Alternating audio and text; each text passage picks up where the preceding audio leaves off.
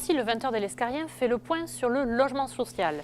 J'ai à mes côtés Francis Chevelier, adjoint en charge de l'urbanisme, pour en parler.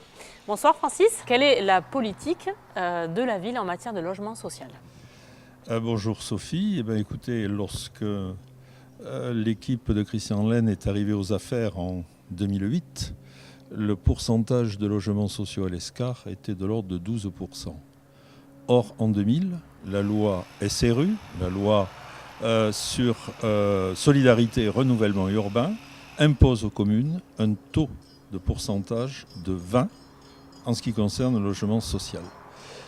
Donc pour nous, ça a été tout simplement mieux que l'obligation, la volonté d'appliquer la loi, une loi qui est intéressante puisque elle participe de la mixité sociale dans une commune.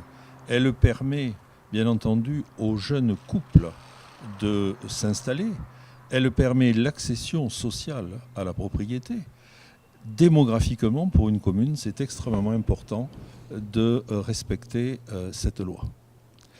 Qui fait que, au fil des années et des programmes, nous en sommes arrivés aujourd'hui à plus de 15% de logements sociaux sur l'Escar, l'objectif étant bien sûr d'atteindre en fin de mandat les 20% que nous impose la loi.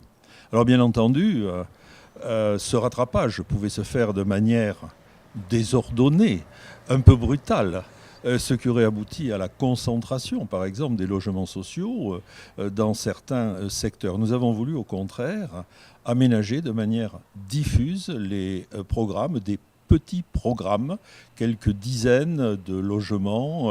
Le plus gros des programmes, c'est celui dans lequel nous tournons ce jour, qui, lorsque les deux parties du programme seront réalisées, aboutira donc à la construction de quelques 110 logements sociaux. Alors, quelle a été la conséquence de l'annulation du PLU sur les projets de construction? Eh bien, disons que dans les premières années qui ont suivi, bien entendu, le fait que le PLU ait été annulé, donc en 2014, le retour aux POS ont rendu impossible, dans un premier temps, un certain nombre de programmes que nous avions imaginés dès le début, réalisables dès le début du second mandat.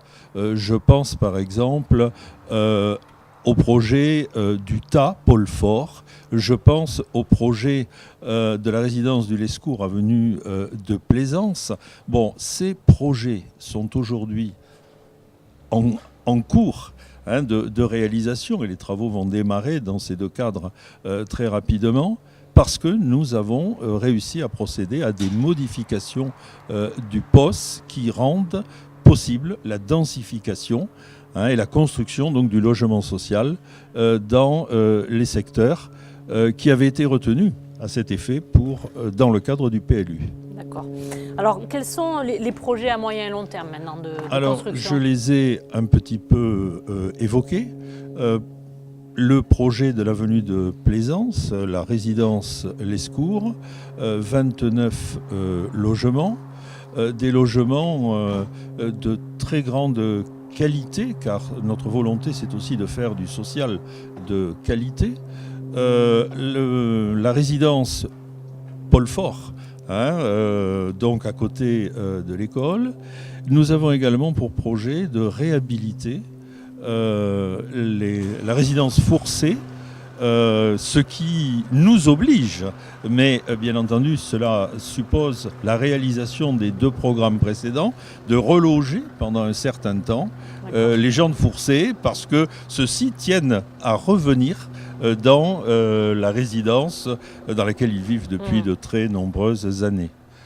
Bon, j'ajoute que cette politique se fait en accord avec les objectifs du plan local d'habitat, le PLH, dont l'Agglo a la charge et qui participe là aussi d'une bonne répartition géographique à l'intérieur des communes de l'Agglo des programmes de logement social. Très bien. Merci.